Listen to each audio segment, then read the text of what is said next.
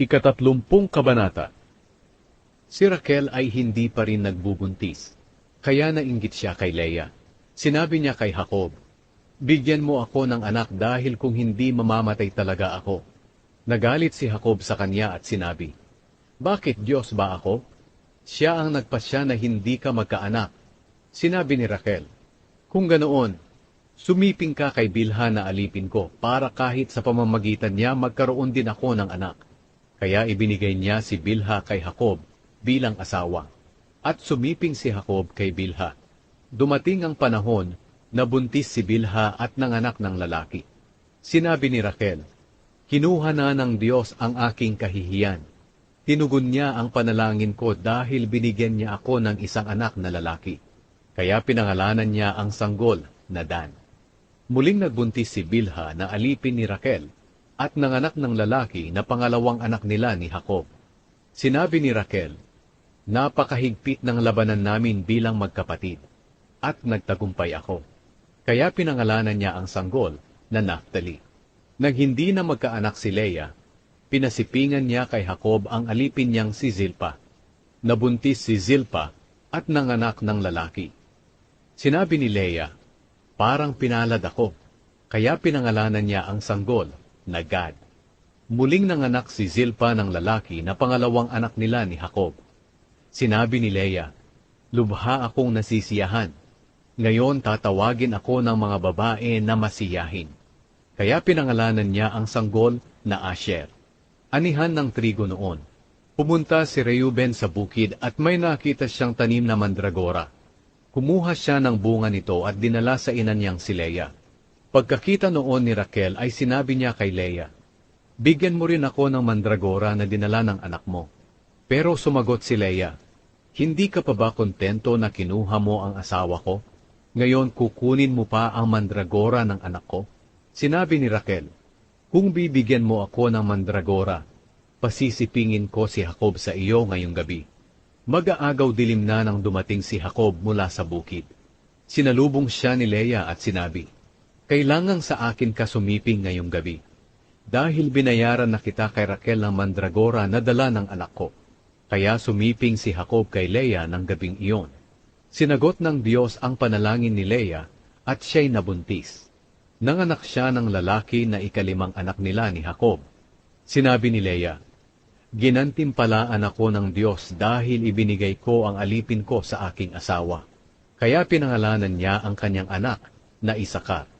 Muling nabuntis si Leah at nanganak ng lalaki na ika-6 nilang anak ni Jacob. Sinabi niya, "Binigyan ako ng Diyos ng mabuting regalo. Pararangalan na ako nito ngayon ng asawa ko, dahil nabigyan ko na siya ng 6 na anak na puro lalaki." Kaya pinangalanan niya ang sanggol na Zebulun. Hindi nagtagal nanganak si Leah ng babae, at pinangalanan niyang Dina. Hindi rin kinalimutan ng Diyos si Raquel. Sinagot niya ang kanyang panalangin na magkaanak din siya. Nagbuntis siya at nanganak ng lalaki. Sinabi niya, "Inalis ng Diyos ang aking kahihiyan." Kaya pinangalanan niya ang sanggol na Jose, dahil sinabi niya, "Naway bigyan ako ng Panginoon ng isa pang anak." Ang kasunduan ni Jacob at ni Laban. Pagkatapos na ipanganak ni Raquel si Jose, sinabi ni Jacob kay Laban, "Pahintulutan niyo akong makauwi sa lugar namin.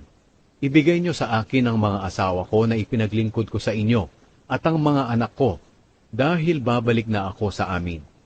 Nalalaman niyo kung paano ako naglingkod sa inyo." Sumagot si Laban, "Kung maaari, huwag muna. Ayon sa pagpapahula ko, nalaman ko na pinagpala ako ng Panginoon dahil sa iyo. Sabihin mo lang kung magkano ang ibabayad ko sa iyo at babayaran kita." Sinabi ni Jacob, "Alam mo kung paano ako naglingkod sa inyo, at kung paano dumami ang mga hayop ninyo dahil sa pag-aalaga ko. Nang dumating ako rito, kakaunti pa lang ang mga hayop nyo. Pero ngayon ay napakarami na, dahil pinagpala kayo ng Panginoon dahil sa akin. Ngayon dapat na sigurong magsumikap ako para sa sarili kong sambahayan." Nagtanong si Laban, "Ano ba ang gusto mong ibayad ko sa iyo?" Sumagot si Jacob, "Huwag niyo na lang po akong bayaran. Ipagpapatuloy ko ang pag-aalaga sa mga hayop ninyo, kung papayag kayo sa kondisyon ko. Titingnan ko ngayon ang mga hayop nyo at kukunin ko ang itim na mga tupa at batik-batik na mga kambing. Iyon na lang ang pinakabayad nyo sa akin. Darating ang araw, malalaman nyo kung maaasahan ako o hindi, kung susuriin nyo ang mga hayop na ibinayad sa akin. Kung may makita po kayong kambing na hindi batik-batik o tupa na hindi itim, ituring nyo na ninakaw ko ito. Sumagot si Laban, kung ganyan ang gusto mo, payag ako. Pero ng araw ding iyon, ibinukod ni Laban ang mga batik-batik na kambing na lalaki at babae, pati ang mga itim na tupa. Pinaalagaan niya ito sa mga anak niyang lalaki. Ibinukod niya ito kay Jacob sa layo na 3 araw kung lalakarin. Ang naiwang mga hayop ay ang binabantayan ni Jacob. Kumuha si Jacob ng mga sanga ng almendro, abiliano, at kastanyo, at binalat-balatan niya ito, pero hindi niya lubos na binalatan. Kaya may batik-batik na puti kapag tiningnan ang mga sanga. Inilagay niya ang mga sangang iyon sa harapan ng painuman ng mga hayop, para makita ng mga ito kapag iinom sila. Doon sa harapan ng mga sanga, nagkakastahan ang mga kambing kapag umiinom sila. Batik-batik ang mga anak nila kapag nanganganak sila. Pero iba ang ginawa ni Jacob sa mga tupa.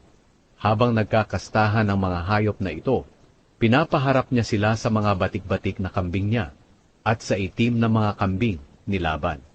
Kaya nakaipon din si Jacob ng sarili niyang mga hayop at hindi niya ito isinama sa mga hayop ni Laban.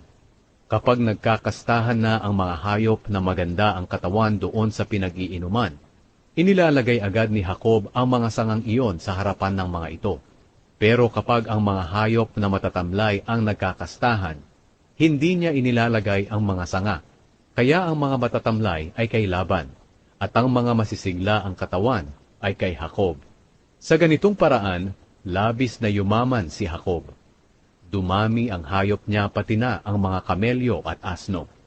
Dumami rin ang alipin niyang lalaki at babae.